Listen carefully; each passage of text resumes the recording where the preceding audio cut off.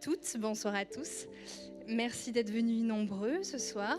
Cette liste, elle est citoyenne, écologiste et solidaire. Et ce sont sur ces trois grandes valeurs que la totalité de son programme a été construit. Ils ont passé des heures et des heures à confronter leur point de vue, à refaire le monde. Ils ont fait intervenir des spécialistes pour trouver le programme le plus cohérent et le programme qui soit le plus rempli de bon sens. Ils n'ont pas fait ça à 39, mais plutôt à 70, parce que chacun a voulu donner son avis. Je le sais, j'en faisais partie. Et voilà, pour donner vraiment le meilleur d'eux-mêmes, et que la démocratie et la citoyenneté, en fait, c'est ça. Voilà. Pour ouvrir le bal et pour parler de culture, ce soir, j'appelle Serge Chastan.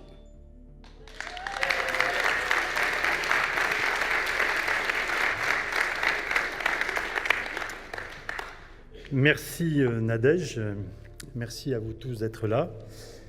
Voilà, vous avez pris un seul risque ce soir en venant ici, c'est d'être contaminé par le virus Montélimar Plus belle ma ville 2020, enfin Plus belle ma ville Montélimar 2020. Et c'est un virus qui est porteur de vie, vous ne risquez absolument rien. Donc je vais effectivement en 3 minutes essayer de vous parler un petit peu de notre politique culturelle sur la ville. Alors je ne vais pas énumérer tous les points du programme sur cette thématique, vous pouvez les trouver sur notre site où ils sont exposés. Mais je vais rappeler, et j'insiste, sur 3 marqueurs importants de notre identité, de l'identité de notre liste. Et c'est ces 3 marqueurs que vous retrouvez aussi dans notre programme, que je vais expliciter. Pour moi, ce sont des marqueurs de ce que doit être une politique de la culture portée par une liste citoyenne, écologiste et solidaire. Une liste avec des personnes d'horizons divers, de parcours différents, et c'est tant mieux. Mais nous sommes aussi, cela tombe sous le sens, mais c'est mieux en le disant, nous sommes aussi une liste qui se réclame des valeurs portées par la gauche. Oui, nous sommes aussi une liste de gauche, et la seule pour ce scrutin, j'insiste sur ce point, merci. J'insiste pour ce point parce qu'il y a une candidate qui a adopté un petit peu la stratégie du coucou. Et voilà, donc si vous la rencontrez, vous lui dites bien que la seule liste qui porte les valeurs de la gauche, les valeurs auxquelles nous sommes tous attachés, et en termes de culture, le lien entre la gauche et la culture est fort et permanent dans l'histoire politique de ce pays, avec des grandes figures tutélaires. Donc c'est bien notre liste, c'est la liste Plus belle ma ville. En termes de culture, il faut d'abord avoir à l'esprit que l'action culturelle est aujourd'hui principalement intercommunale. Nos équipements culturels, d'ailleurs, sont tous passés à l'agglomération les uns après les autres. Donc, pour en revenir aux 3 marqueurs importants, qui seront des axes forts de notre politique, le premier, nous affirmerons un soutien fort au réseau de lecture publique du territoire, en nous appuyant sur la médiathèque intercommunale, sur les bibliothèques des villages et sur les associations d'aide et de pratique de la lecture. Les médiathèques, les bibliothèques sont des lieux formidables, vecteurs de diffusion de la culture. À notre sens, aujourd'hui, ils ne sont pas suffisamment soutenus par la collectivité. Ils doivent être, ces lieux de culture, ces vecteurs de diffusion de la culture, doivent être au cœur des actions de lutte contre les inégalités. Donc, un réseau interconnecté des bibliothèques de Montélimar Agglo verra le jour. L'idée est d'offrir une communication commune, de coordonner les activités et les événements de chaque structure, permettre aux citoyens, par exemple, de réserver, emprunter et restituer un ouvrage où bon leur semble sur l'ensemble des structures, médiathèques et bibliothèques du territoire. Ce point-là me semble primordial dans la perspective d'une politique culturelle de gauche. Le second point, qui est très absent aussi du territoire à ce jour, alors qu'il est extrêmement présent sur des collectivités voisines, c'est la mise en pratique de la charte pour l'éducation artistique et culturelle, qui est un dispositif soutenu par le ministère de la Culture, financé par le ministère de la Culture, couramment appelé EAC. Comme je le disais, notre territoire est très en retard sur ce dispositif. Et donc, nous devons nous engager dans le développement de l'éducation artistique et culturelle, accessible à tous, en direction, en premier lieu, des publics éloignés de la culture, et aussi en particulier en direction des jeunes, de nos jeunes, au sein des établissements scolaires, de la maternelle jusqu'au lycée. Il y a des financements, l'État met des billes, la région met des billes, le département met des billes dans ce dispositif, l'Interco doit donc y contribuer aussi, et les petites communes, les quartiers de notre agglomération doivent pouvoir en bénéficier. Il faut, et ça paraît une évidence, lutter contre la fracture culturelle. C'est la fréquentation des œuvres, la rencontre avec les artistes, les pratiques artistiques et l'acquisition des connaissances, les résidences d'artistes, l'immersion de compagnies dans les quartiers qui constituent les piliers de ce dispositif. Il s'agit de contribuer à la formation et à l'émancipation de la personne et du citoyen à travers le développement de sa sensibilité, de sa créativité et de son esprit critique. C'est une éducation à l'art et une éducation par l'art. Le troisième point qui me semblait un marqueur fort de notre action, qui sera un marqueur fort, j'espère, de notre action, c'est d'avoir une politique culturelle, élément structurant du vivre ensemble et de notre centre-ville. Nous conserverons donc l'auditorium, comme nous l'avons annoncé dans la presse et dans notre programme, qui est un des seuls équipements publics structurants du centre-ville de Montélimar, qui sera complémentaire du théâtre nouvellement rénové, qui deviendra le lieu identifié de la saison culturelle. Alors, vous pouvez noter que le candidat qui souhaitait détruire l'auditorium pour en faire des logements est en phase active de rétropédalage, puisque j'ai lu dans le journal, il nous a piqué une idée, j'ai lu dans le journal qu'il souhaite, comme nous, faire de l'auditorium, entre autres, une seconde salle de cinéma pour les Templiers. Il ne faut donc jamais désespérer de son prochain, même s'il s'appelle Franck Régnier. Voilà. Mais...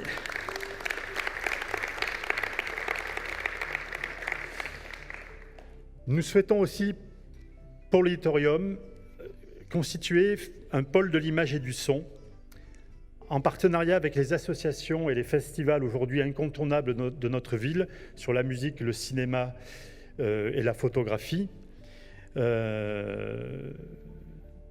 Cette structure devrait permettre d'accueillir des ateliers de création, d'éducation à l'image pour nos jeunes qui en centre-ville de Montélimar n'ont aucun lieu pour se réunir, il n'y a pas de maison pour tous, donc nos jeunes, vous les trouvez en ville, vous les trouvez sur le parvis de la médiathèque, avec parfois les situations conflictuelles que ça peut générer. Donc nous comptons bien autour de l'auditorium, autour de ce pôle de l'image et du son, créer des structures, des ateliers où les jeunes pourront venir exercer leur talent. Vous savez, aujourd'hui, c'est très simple. Avec un simple portable, vous pouvez filmer, créer des films, vous pouvez composer de la musique, des jingles. Donc, il y a plein de choses à faire.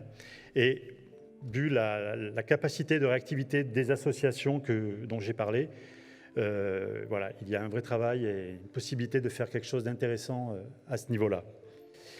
Donc, voilà les 3 points, les 3 marqueurs pour moi de notre politique. Évidemment, il y a d'autres thématiques que je n'ai pas développées.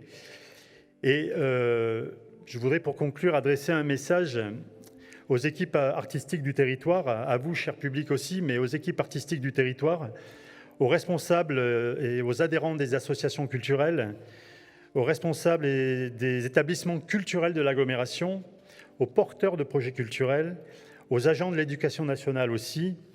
Je veux leur dire que, contrairement à ce qui se pratique aujourd'hui, c'est bien la concertation qui prévaudra avec notre équipe. C'est la recherche d'une meilleure coordination entre tous qui sera la règle. C'est la mise en place de partenariats entre structures et acteurs culturels qui sera impulsée. Donc, pour arriver à cette fin, nous organiserons dès les premiers mois des états généraux de la culture, puis une fois par an, plutôt en forme plus simplifiée, des rencontres culture ou des forums culture où tous les acteurs culturels du territoire, cités précédemment, seront invités à participer. Je vais donc conclure en citant petit esprit de provocation, un homme politique de droite, qui s'appelle Xavier Bertrand, et qui déclarait au Festival d'Avignon, lors d'une conférence il y a 2 ans, « Investir dans la culture, ce n'est pas gaspiller l'argent public, mais développer une véritable filière économique. » Donc c'est tout un programme, et je vous propose qu'on puisse le mettre ensemble en pratique prochainement. Je vous invite dimanche donc à venir apporter vos suffrages à notre liste. Je crois que le vote utile, c'est le vote Plus belle ma ville, dimanche prochain. Merci.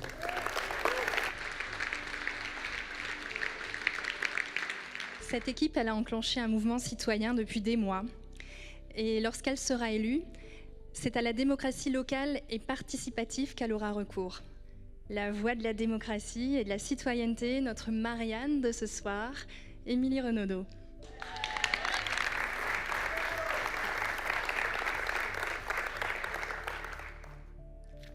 Marianne, faut peut-être pas exagérer, mais merci. Notre liste est solidaire, écologiste et citoyenne.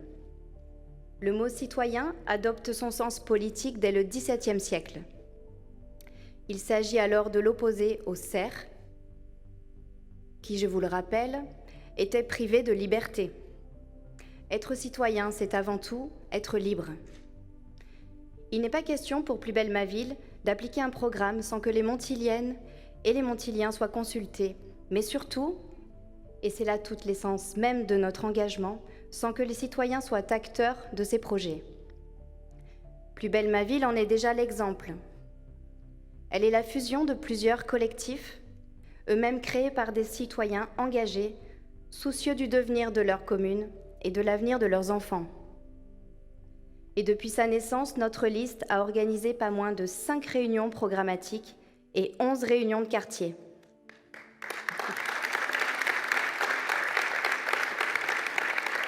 L'idée motrice qui nous anime est bien de faire les choses avec vous. Le programme de Plus belle ma ville est pensé, discuté et sera concrétisé avec vous. Pour ça, nous avons fait le choix d'utiliser différents outils démocratiques et d'agir à plusieurs niveaux. La consultation, la concertation et la co-construction, et ceci à différentes échelles. Les comités de quartier qui répondront à des problématiques précises, les commissions citoyennes qui travailleront de façon plus globale sur des thématiques qui touchent tous les Montiliens, et le RIC, référendum d'initiative citoyen, qui donnera la possibilité à tous de s'exprimer. Pour répondre aux enjeux climatiques actuels, nous devons remettre du lien et de la solidarité entre les gens et nous opposer à l'individualisme en faveur du bien commun. Aujourd'hui, la nouvelle est tombée.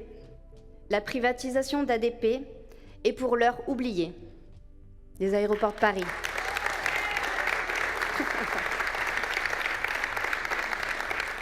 Nul doute que le million de signatures que nous avons conquis est la raison de ce recul. Nous sommes allés les chercher, ces signatures, chaque jour, rivalisant d'ingéniosité durant 9 mois pour contrer les difficultés imposées par l'organisation gouvernementale. Un nombre impressionnant de citoyens s'est emparé de cette bataille et était sur le front à chaque occasion, ici et dans tout le pays. Nous nous sommes réunis, concertés, organisés, et nous avons gagné. Bravo à eux, bravo à nous. Une victoire en appelant une autre, soyez-en sûrs. Le temps où le rôle du citoyen se résumait à glisser un bulletin de vote dans l'urne tous les 6 ans est révolu. Place à la participation active, au droit de dire non et d'être entendu, et surtout, place à l'intelligence collective et à la réalisation de projets justes et responsables pour tous. Et quand nous serons aux affaires, vous saurez qu'ici, ceux qui prennent les décisions pour vous, c'est vous. Ainsi, ensemble, citoyens, élus et techniciens, soyons acteurs de notre avenir et soyons libres.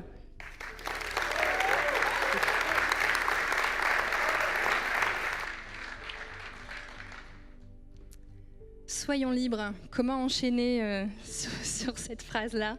Alors, sans transition, on va parler d'écologie. L'écologie, Est-ce que quelqu'un sait ce que ça veut dire écologie? Ah non, c'est pas ça, non. Non, c'est pas ça. Non, en fait, on vous a menti, c'est pas ça du tout. C'est pas prendre 3 arbres, les mettre dans un poteau, dans un pot en béton et les flanquer dans un centre-ville déjà ultra bétonné. Non, ça n'a rien à voir. En fait, l'écologie, c'est le fait d'étudier les êtres vivants dans leur milieu de vie naturel, d'observer, de voir comment ils interagissent entre eux, avec les autres. Et ensuite, le but, c'est d'agir avec bon sens pour que tout le monde puisse bien vivre ensemble. Voilà ce que c'est en fait l'écologie.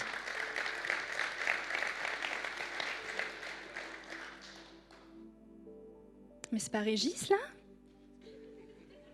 Ah mais si, non mais c'est fou, mais c'est Régis Canquin. Non mais Régis, mais qu'est-ce que tu fais là? Sur son vélo? Non mais quel plaisir de te voir ce soir. On est en train de faire un petit meeting là, tu sais, enfin un grand meeting pour Plus belle ma ville, Montélimar 2020, et je me demandais si tu voulais pas faire un petit, nous parler un petit mot, tu vois, sur le vélo, la mobilité. Non, pas trop long, parce que tu vois, il y a des gens qui attendent le concert de Mandbous, là, il y a des gens qui sont venus que pour ça ce soir, et donc voilà, on va essayer de pas les décevoir.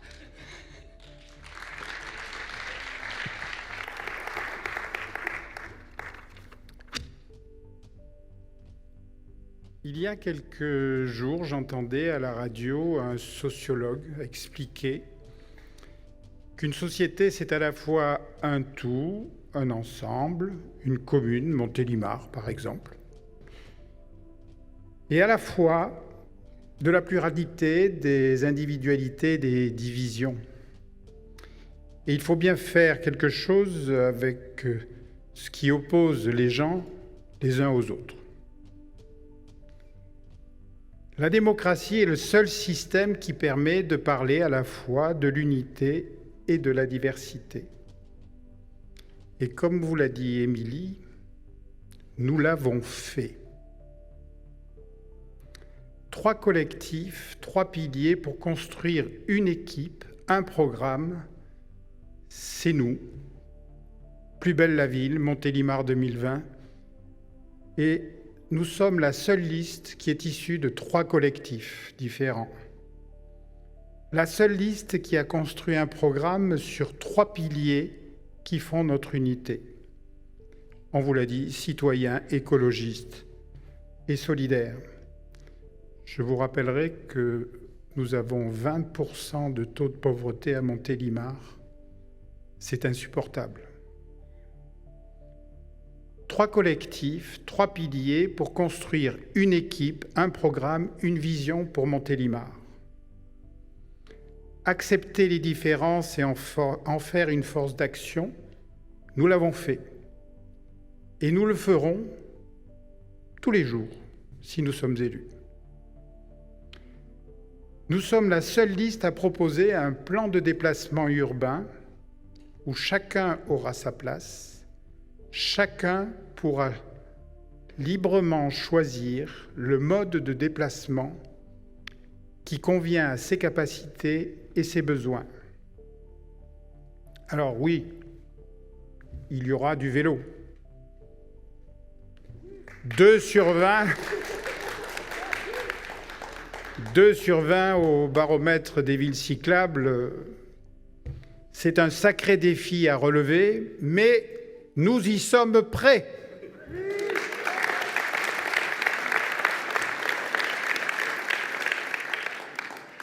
Il n'y aura pas que du vélo. On ne peut pas mettre des pistes cyclables partout. Nous sommes la seule liste qui veut partager la rue. Il n'y a pas de solution toute faite, même si nous avons de bonnes idées. Nous sommes la seule liste qui construira un plan de déplacement urbain avec la participation de tous. Nous irons dans les quartiers pour définir des zones à vitesse réduite, des itinéraires privilégiés, continus et sécurisés, des trottoirs partout où il y en a besoin et que pour les piétons, des chaussées à revêtement différencié où il y aura des voitures, mais il y aura tout ce qui roule, des bus dans tous les quartiers à cadence rapprochée, et nous étudierons la gratuité. Oui, nous sommes la liste de l'humain et du quotidien. Avec 1,5 million d'euros par an pour la voirie, soit plus de 30 euros par an et par habitant. Nous donnerons la priorité aux plus vulnérables dans la circulation, les piétons, les personnes en situation de handicap et les cyclistes. Nous partagerons la rue et réduirons la vitesse pour apaiser les relations entre les usagers et encourager le civisme. Nous favoriserons les déplacements à pied, à vélo, en bus, pour supprimer la deuxième voiture que beaucoup ont. C'est 4 000 € par an d'économie dans un budget, c'est pas rien. 3 collectifs, 3 piliers pour une équipe, un programme, une vision pour Montélimar et un bulletin de vote. Plus belle ma ville, Catherine Coutard, vous le reconnaîtrez, il est vert.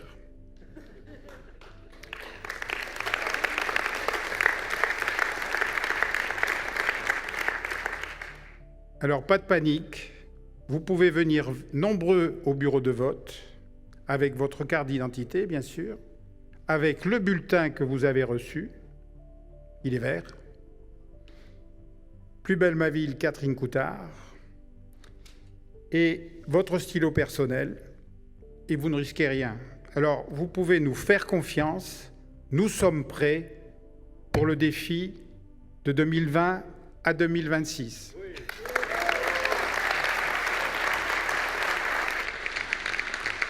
J'ai un scoop pour vous. Et bien vous savez quoi, les arbres, l'herbe, les plantes, tout ça, ben c'est vachement bien.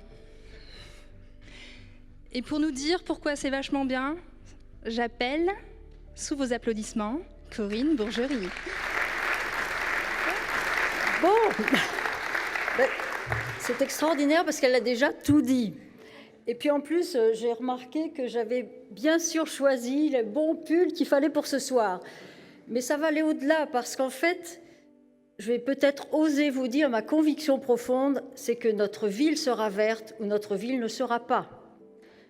Alors je vais finir par être peut-être ringarde. J'ose vous dire encore une chose, c'est que c'est ma 5e campagne électorale et que le seul avantage de vieillir, c'est qu'on peut voir si autrefois on n'a pas dit trop de bêtises.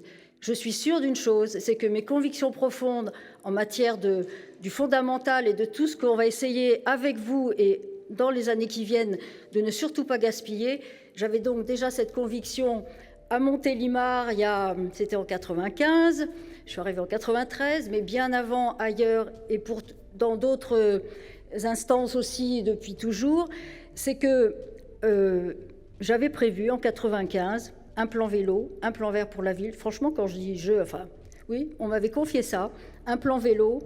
Qu'est-ce qu'il y avait encore? Le plan vert, le plan de commencer à trier les déchets. On était en 95. Donc vous voyez que finalement, on ne s'est pas tellement trompé, mais il faut un certain laps de temps. Sauf que maintenant, je ne voudrais pas catastropher les choses. On a une urgence qui nous tombe dessus, mais il y a urgence pour arrêter ce qui est inadmissible, comme éliminer d'un coup de tronçonneuse sans frémir et sans sourciller des arbres centenaires, mais comme galvauder nos magnifiques atouts que nous avons à Montélimar, c'est-à-dire des arbres, des collines, des plateaux agricoles et nos rivières. L'eau, qu'est-ce qu'on fera sans l'eau? Et qui dit l'eau? Mais ce sont nos sols qu'il faut préserver. Et c'est peut-être l'agronome qui vous parle, ça vous paraît peut-être pas, mais le sol, c'est quoi? C'est ce qui nous porte, c'est ce qui nous nourrit. Et ça, on en a besoin, et notre territoire a besoin de ne pas s'étendre à l'infini. L'étalement urbain, c'est l'imperméabilisation, la stérilisation à jamais, c'est irréversible. Donc c'est là-dessus qu'il faut qu'on travaille, et c'est là-dessus que nous avons des projets très très précis à Montélimar. Ça va se traduire par des arbres bienvenus, des espaces de proximité dans chaque quartier, bien sûr. Et je vous dis une chose, ne croyez surtout pas ceux qui, par mode, sans doute, vous annoncent des chiffres faramineux de plantation d'arbres. Ce n'est pas uniquement ça le sujet. Il faut préserver l'existant et effectivement penser, mais avec vous, pour vous, des espaces agréables à vivre. C'est ça le véritable enjeu, de ne pas faire tout et n'importe quoi. Notre autre enjeu, c'est de ne pas développer à l'infini. Nous avons des projets très précis pour cette fameuse zone nord qui a fait couler beaucoup d'encre, certainement, et pour laquelle on s'est largement tous mobilisés. Mais nous allons en faire une ferme urbaine, une zone de production agricole qui va être maintenue. Et nous avons bien sûr des projets innovants parce que l'agriculture est une véritable filière. Il y a non seulement la valorisation du sol existant, mais il y a aussi toutes les techniques. C'est une filière d'emploi, c'est une filière à soutenir. Et encore une fois, elle va nous nourrir, cette filière. Et nos écoles, par exemple, pourraient bénéficier localement de la meilleure qualité, de la biologie, évidemment de l'agriculture bio avec des produits sains et de qualité. Et ça, on en a tous besoin. Alors, je ne vais pas décliner tout ce que vous allez lire, tout ce que vous avez vu dans le programme, tout ce qu'on va être à même de pouvoir vous détailler, ne serait-ce que tout à l'heure, puisque finalement on a un temps imparti. Il paraît qu'on a 3 minutes, je vais essayer de les tenir. Et pour conclure sur quelque chose aussi qui illustrerait tout ce propos, c'est que, vous voyez, à chaque élection, c'est pareil, il faut toujours qu'une liste annonce un projet phare. Alors moi, j'en ai ras-le-bol du projet phare, parce que le projet phare, pour moi, c'est vivre, c'est l'humain. L'humain avant tout, l'humain dans son contexte. Et quand je parle du vivant, c'est-à-dire tout ce potentiel dont on a besoin, alors ça se traduit bien sûr par des arbres, de l'eau. Nous allons reprendre la régie municipale de l'eau, par exemple. C'est essentiel pour l'économiser et ne pas gaspiller. Donc, j'ai envie de vous dire que avec Plus belle ma ville, ne cherchez pas le projet phare qui va se traduire par des kilomètres d'enrobés supplémentaires, des chiffres, encore des chiffres. Ça ne va pas se faire au prorata du kilo de béton coulé pour encore construire de façon irraisonnée. Non, ça va être simplement de vous offrir une ville verte. C'est le socle dont on a tous besoin et on va utiliser, on va ne pas gaspiller, on va recycler. Ça, c'est un mot essentiel parce que le monde du vivant n'est finalement qu'un éternel recyclage. Donc voilà, ça fera partie de toute notre politique et des déchets et des économies d'énergie, bien entendu. Voilà. Alors, finalement, j'ai aussi envie de dire que si vous analysez, il est mis en gros, l'image, maintenant c'est nous qui sommes en gros là-bas. Non, je pensais que c'était ça, voilà, ça c'est petit, mais vous le voyez tous, vous le connaissez par cœur. C'est votre point de ralliement, d'ailleurs, j'espère, maintenant. Et si vous l'analysez, vous verrez que tout y est. Il y a l'arbre, évidemment, ce magnifique symbole dont on a tous besoin, parce que l'arbre, c'est le lien social, c'est l'aménité, c'est là qu'on discute, c'est convivial, et surtout, plus belle ma ville. Alors le mot beau, je vous assure que dès qu'on est épanoui, qu'on est serein, qu'on est bien, qu'on est dans le bien-être, eh ben, on est tous beaux. Alors il n'y a pas, vous avez tout compris avec ça, il n'y a qu'un choix, c'est le fondamental, c'est plus belle ma ville. Voilà, merci.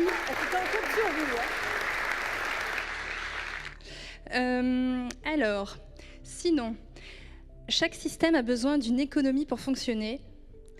Et Jacques Séby veille au grain pour nous proposer une économie taillée sur mesure à l'échelle de notre ville. On applaudit Jacques Séby pour l'économie et le centre-ville. Bonsoir. Il y a du monde ce soir quand même encore. On n'avait pas prévu autant.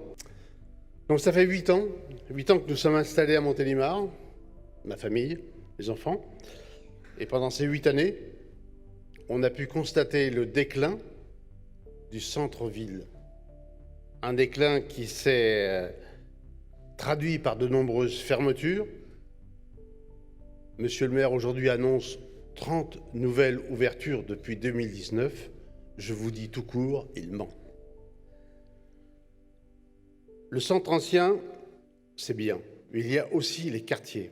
Les quartiers qui ont aussi beaucoup, j'ai dirais, été oubliés. Et pourtant, dans ces quartiers-là, il y a des possibilités de développer de l'économie. Des enquêtes nationales démontre que l'envie d'entreprendre y est importante. Il faudra donc former, conseiller, soutenir les porteurs de projets.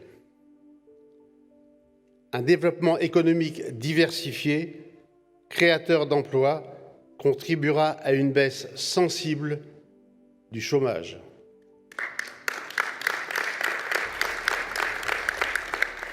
« 18%, c'est inacceptable. Pour cela, il faudra travailler en toute transparence avec les acteurs économiques concernés. Les chambres de commerce, chambres des métiers, chambres d'agriculture, associations de commerçants. Et tout cela sans discrimination, comme cela a été souvent le cas à Montélimar. Élaborer des projets novateurs en phase avec la réalité du moment, avoir toujours un coup d'avance pour ne pas subir, voilà une recette qui a toujours rythmé ma vie. Montélimar est une ville isolée. Son maire n'a jamais tissé de lien avec d'autres municipalités. Étudier ce qui se fait ailleurs n'est pas déshonorant. Le résultat de cette politique est sans appel. 20% de pauvreté, 18% de chômage. Depuis 2015, la Caisse des dépôts et consignations a mis en place une structure, a créé des accompagnements pour que les TPE puissent avancer. Est-ce que Montélimar a monté des dossiers? Non. Pas mal de villes moyennes en ont profité. Ici, rien. C'est pour cela qu'il faudra missionner une équipe efficace, capable d'attirer de nouveaux entrepreneurs et d'étudier avec eux leurs modalités de leur installation. Si vous nous faites confiance, nous serons en action dès le mois d'avril. Plus belle ma ville, plus forte ma ville, est une équipe conquérante, audacieuse, impliquée à 200%, aiguillonnée par l'envie de se surpasser. La tâche est importante, mais l'envie de réussir l'est bien plus encore. Merci.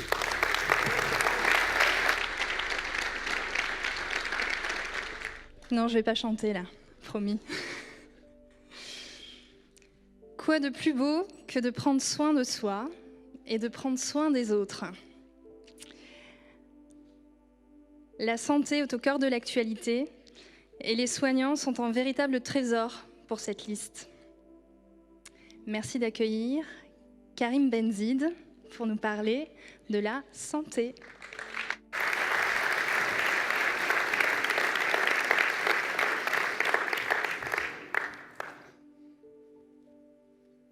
Chers amis, Catherine Coutard nous l'a dit il y a quelques jours.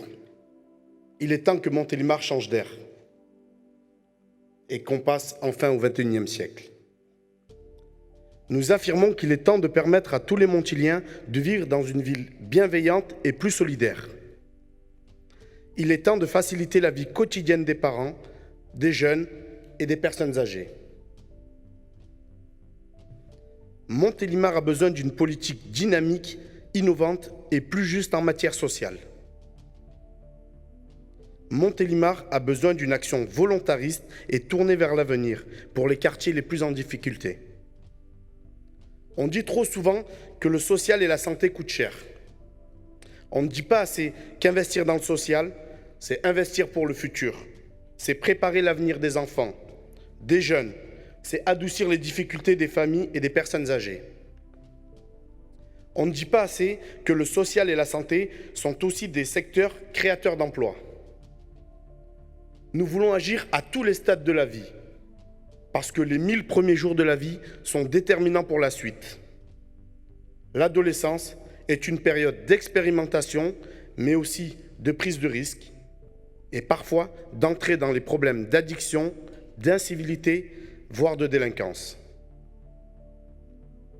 L'âge adulte est parfois synonyme d'accident de la vie, de rupture, de précarité, de problèmes de santé physique ou mentale. Le 3e et le 4e âge peuvent conduire à l'isolement et à la dépendance. Nous nous engageons. Pour les enfants, nous développerons des actions d'éducation à la santé dans les quartiers, les écoles maternelles, en lien avec le service du département et de l'éducation nationale. Nous mettrons en place des tarifs de cantine vraiment adaptés aux revenus des familles les plus modestes.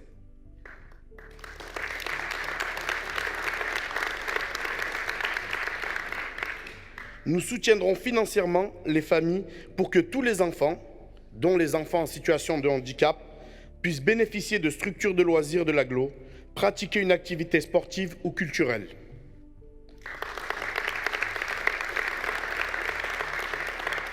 Pour les adolescents et les jeunes, nous proposons la création d'un lieu d'accueil et d'écoute accessible en centre-ville.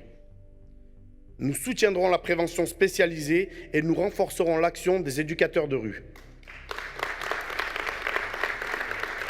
Nous agirons ainsi contre le désœuvrement et le risque d'incivilité. Nous porterons un projet de création de foyers de jeunes travailleurs. Pour les femmes, nous impulserons le projet d'un appartement sécurisé pour mettre à l'abri les victimes de violences conjugales et leurs enfants.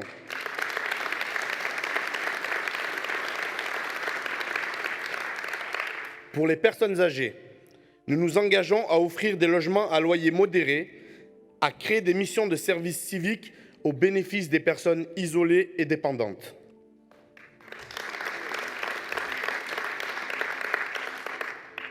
Nous développerons les activités du centre de santé. Nous souhaitons y associer un dentiste et un gynécologue. Nous mettrons en place le conseil local de santé mentale et nous dynamiserons le contrat de santé.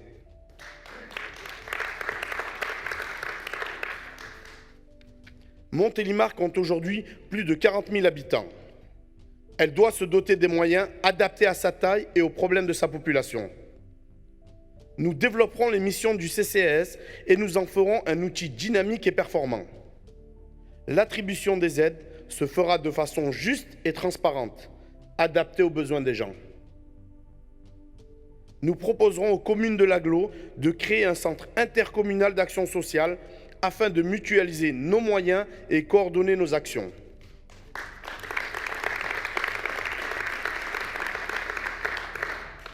Nous avons la conviction que ces projets sont réalistes et réalisables. La ville n'agira pas seule. Elle travaillera avec ses habitants, avec les personnes concernées pour développer leur pouvoir d'agir. Nous créerons ainsi le Conseil consultatif des jeunes. La ville doit aller au-devant des partenaires pour éviter les doublons, pour aller chercher les financements, pour mutualiser les moyens et les idées. Nous mènerons ainsi une politique d'action sociale volontariste parce que nous portons des convictions et des valeurs fortes. Plus belle ma ville, plus solidaire et bienveillante ma ville.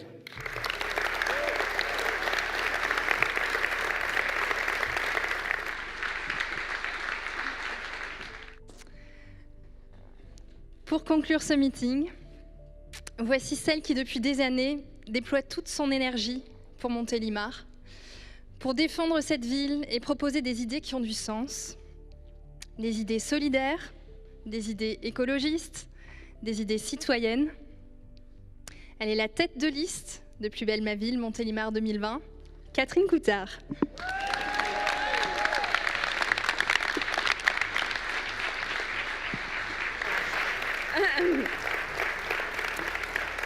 Bon, ben alors écoutez, vraiment merci à tous ceux qui ont franchi les barrières psychologiques qui sont devant nous. Mais je comprends pourquoi vous l'avez franchi. Parce que vous êtes venus pour l'entendre. Et alors je vais vous le dire. Oui, nous pouvons gagner. Et oui, nous allons gagner. Nous allons gagner, c'est pas moi qui vous le dis d'ailleurs, c'est les Montiliennes et les Montiliens que nous avons rencontrés. C'est eux qui nous l'ont dit. Ils veulent, comme nous, une ville qui respire, une ville qui protège, une ville qui innove, une ville solidaire et apaisée. Ils le veulent comme nous. Ils veulent comme nous, et ça a déjà été dit par un d'entre nous, changer d'air. Tourner la page de l'ère Régnier, bien sûr, mais aussi de l'ère Cornillet, car personne ne veut être pris au piège des règlements de compte entre ses ex-compagnons devenus ennemis jurés. Et ça aussi, les Montiliennes et les Montiliens nous l'ont dit, parce que des rencontres, on en a fait, des réunions thématiques, on en a fait, parce qu'on y croit, nous, à cette valeur de citoyenneté. Du porte-à-porte, on en a fait. Là, je suis en pleine forme, là. Escalier, kilomètres, voilà. Puis il y en a quelques-uns avec moi, on calcule, mais ils sont en pleine forme aussi, je vous le jure. Pour tenir au moins 6 ans. Hein, vous voyez, c'est l'objectif de durée. Et en déambulation, en partage, en discussion, partout, avec les habitants de notre territoire, de la ville comme de l'agglo. Parce qu'en fait, vous le voyez bien, notre territoire, il ne se limite pas à cette ville. Parce que la ville est au cœur d'un territoire et probablement même au cœur de plusieurs. Et ça aussi, nous l'avons compris. Et quand nous les avons rencontrés, ils nous ont dit que, comme nous, ils prenaient très au sérieux notre titre, « Plus belle ma ville », dont à la fois Corinne a dit ce qu'il y avait à dire, Émilie Valentin dans un témoignage également. La beauté, c'est une chose sérieuse, c'est une chose intérieure d'abord. Pour une ville, c'est un peu une chose extérieure aussi.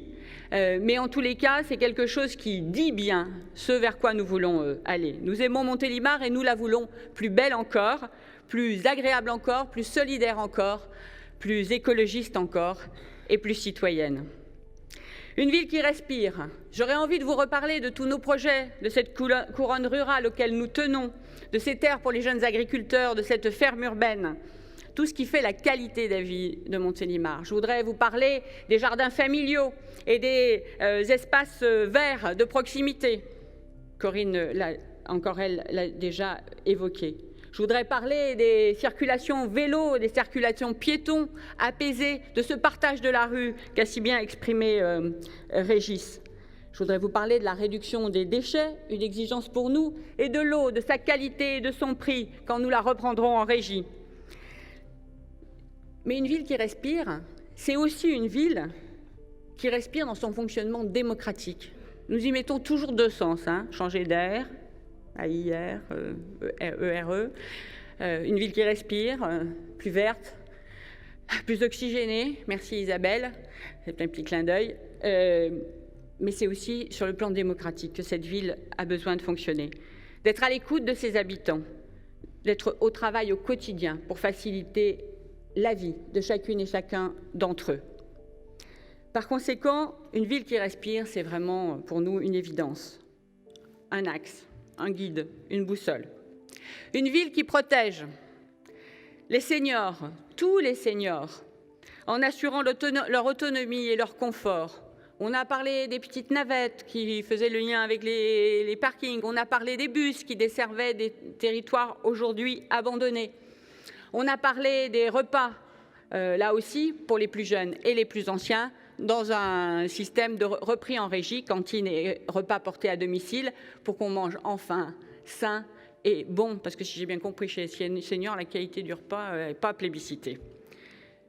Une ville qui protège en offrant des logements à prix modéré à toutes les familles qui en ont besoin, à toutes les personnes âgées qui ont des retraites et des pensions modestes. Une ville qui protège en refaisant de l'école une priorité, parce que c'est protéger ses habitants que d'investir sur sa jeunesse, d'être aux côtés de l'école, de lui permettre de réussir. Une ville qui protège donc les élèves, les seniors, les familles, bref, qui protège tout le monde, qui est notre et et une ville qui protège en assurant l'accès aux soins. J'y reviendrai, ça a été parfaitement et longuement explicité par Karim. C'est un sujet dont d'habitude je parle peu, parce que j'ai toujours l'impression que je vais en parler trop en tant que médecin hospitalier dans le service public, mais j'y reviendrai quand même dans quelques secondes. Une ville qui assure la protection de chacune et chacun de toutes les familles, aussi en assurant la sécurité à l'égalité dans tous les quartiers de notre ville. Une ville qui respire, une ville qui protège, une ville qui innove, portée par la transition écologique, formidable nécessité et formidable moyen de créer de l'activité, mais de l'activité durable, celle dont on a besoin pour demain, celle qui inventera l'avenir dont nous avons besoin et dont nos enfants ont besoin. Une ville portée par une confiance et un soutien aux PMI et PME présentes et à celles à venir que nous irons chercher, comme l'a dit Jacques. Une ville portée par un réseau entrepreneurial de collaboration inspiré par l'économie sociale et solidaire. Une ville portée par une politique culturelle inventive et inspirante, comme l'a dit Serge tout à l'heure. Une ville portée par un nouvel essor de l'agriculture, de l'agroalimentaire, de l'agroforesterie, parce que nous, on croit à cette nécessité, cette terre qui nous nourrit, cette terre dont on respecte aussi les ressources, dont l'eau. Une ville qui innove aussi, portée par une politique touristique familiale, respectueuse de notre environnement et de notre patrimoine. Nous y avons longuement consacré et nous sommes la seule liste à avoir consacré autant de temps à la politique culturelle, à la politique en faveur du patrimoine.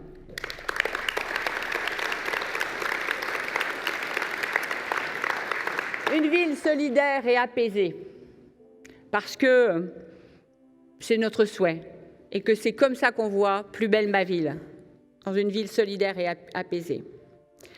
Et effectivement, l'accès aux soins est une question essentielle. Nous avons dit que nous ouvririons le centre de santé, qui est l'outil au cœur de la politique de santé publique, d'un véritable plan local de santé, d'un véritable plan local de santé mentale également, où aujourd'hui nous n'avons que des façades, des bouts de papier signés, sans contenu derrière, sans action, sans coordination des acteurs, et donc, pourquoi tout ça? Sans résultat au bénéfice des Montiliennes et des Montiliens.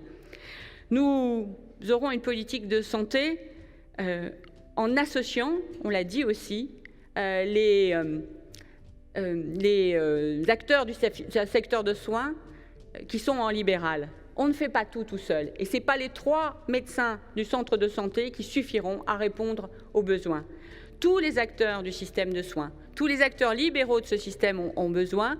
Et j'ai eu une conversation fort intéressante à l'entrée de cette salle avec un des médecins qui est installé dans la maison médicale de Cléon et qui nous dit à quel point le fait d'être ensemble, d'être organisé, d'être porté, d'être épaulé permet à de nouveaux médecins de s'installer sur notre territoire. Et pour Montélimar, ces nouveaux médecins, ces nouvelles installations, c'est aussi une exigence pour toute la population.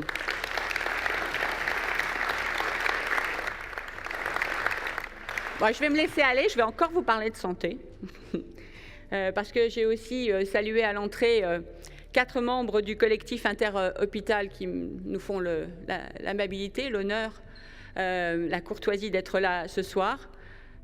Il m'est totalement impossible de ne pas dire que l'hôpital public a dans ma tête, dans mon investissement, dans mon métier, dans ma vie, une place tout à fait particulière, et ils pourront compter sur le soutien plein et entier de l'équipe de Plus belle ma ville pour empêcher, à la mesure de ce que sont les moyens de la ville, qui n'est pas le donneur d'ordre bien sûr, mais pour empêcher qu'on martyrise les personnels soignants et qu'on détricote l'hôpital public. Si cette crise du coronavirus n'avait qu'une seule utilité, ça serait celle de nous prouver que nous ne pouvons pas détériorer notre système de soins, que c'est lui qui nous protège et que nous en avons parfaitement besoin. Donc merci à tous ces acteurs d'être là. Ils peuvent compter sur nous, médecins libéraux, motivés par le bien public, hôpital public, infirmières, kinés, sages-femmes, médecins engagés dans le centre de santé et au service de la santé publique, tous et toutes peuvent compter sur notre soutien et ce sera une chose tout à fait importante. Notre ville plus solidaire et plus apaisée, nous la voyons aussi à travers, pareil, ce n'est pas nous qui décidons du niveau du SMIC, ce n'est pas nous qui empêchons majoritairement les grands phénomènes macroéconomiques de peser sur notre ville. Mais pour notre part, nous mettrons toute notre énergie pour qu'on vive mieux, pour que le chômage recule, pour que la pauvreté recule dans cette ville, pour la part qui nous concerne. Et je ne vais pas pouvoir tout vous décrire, mais nous sommes totalement et pleinement engagés à travers la dynamique économique qu'on a déjà décrite, à travers un dispositif qu'on appelle territoire zéro chômeur de longue durée et qui associe tous les acteurs pour permettre à ceux qui ont le plus de difficultés pour retourner à l'emploi d'avoir une main tendue, un petit pouce derrière. Ah non, pas de main tendue, on ne tient plus. Bon, enfin bref, vous voyez ce que je veux dire, on ne tire plus la main, mais on pousse par derrière et pour leur remettre le pied à l'étrier. Mais c'est aussi, ça a été très bien explicité par Régis également, quand on peut circuler à vélo, qu'on peut circuler à pied, qu'on peut circuler en bus, pour un certain nombre de familles, c'est un certain nombre de pleins d'essence en moins par an, c'est beaucoup. Et ça peut même aller jusqu'à la deuxième voiture en moins, et c'est énorme. Donc là aussi, en redonnant de la respiration aux familles et ménages modestes, on fera notre part de cette ville plus solidaire et plus apaisée. On le fera à travers les conseils de quartier, éminente disposition de notre vision de la citoyenneté. On le fera à travers les fêtes de quartier. Moi, je tiens beaucoup aux fêtes de quartier. C'est comme ça que les habitants se connaissent, c'est comme ça qu'ils se parlent, c'est comme ça que l'anonymat recule, c'est comme ça qu'on vit en plus en sécurité et en tranquillité publique. C'est comme ça qu'on invente un avenir commun. Et je crois beaucoup à la capacité des fêtes de rassembler du monde. Bien sûr, je pourrais encore parler du centre-ville. Une fois de plus, comme à chaque débat télévisé, à chaque débat de radio, on nous demande de nous exprimer sur les questions-là, j'ai l'impression de rabâcher. Mais vous pouvez bien imaginer que tous ceux qui sont sur cette liste et qui ont œuvré pour sauver le centre-ville, pour empêcher l'envol, ne peuvent que être dans une hypothèse de travailler à fond pour notre cœur de ville. Donc un cœur de ville battant, des quartiers traités à égalité et donc une ville plus solidaire et plus apaisée.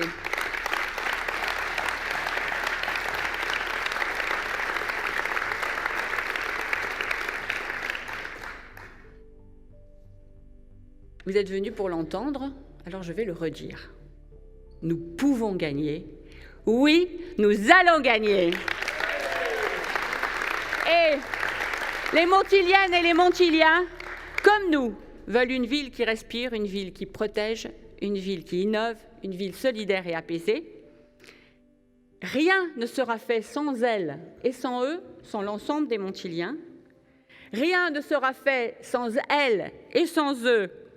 L'équipe formidable de Montélimar, Plus belle ma ville, Montélimar 2020, à qui je demande de se lever pour que vous puissiez tous les voir et à qui je vous demande de faire confiance parce qu'ils sont extraordinaires.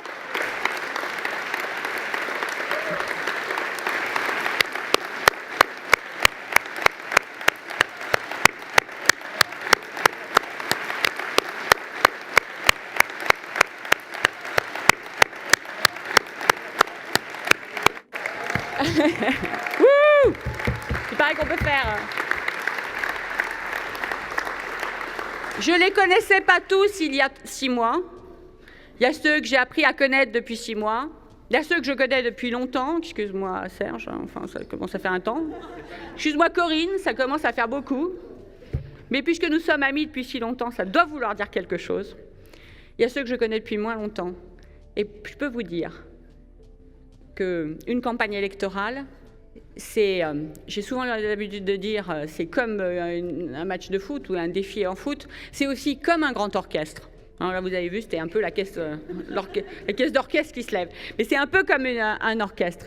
Chacun d'entre eux est particulier. Chacun d'entre eux s'est investi. Chacun d'entre eux a montré à quel point il était capable de se mettre dans le collectif, à quel point il avait son individualité, sinon ça ne serait pas une liste citoyenne, mais à quel point cette équipe est formidable, et à quel point aujourd'hui elle fait équipe, comme nous le disions encore dans le dernier porte-à-porte, à des gens à qui on expliquait, puis qu'on a fini par dire que finalement, au dernier comité de campagne, je ne vous mens pas, je pense que nous avons passé plus de temps à rire qu'à travailler. Mais bref, donc nous avons plaisir à faire cette campagne, nous aurons plaisir à travailler pour les Montiliennes et les Montiliens, parce que, je le répète, oui, nous pouvons gagner, et oui, nous allons gagner!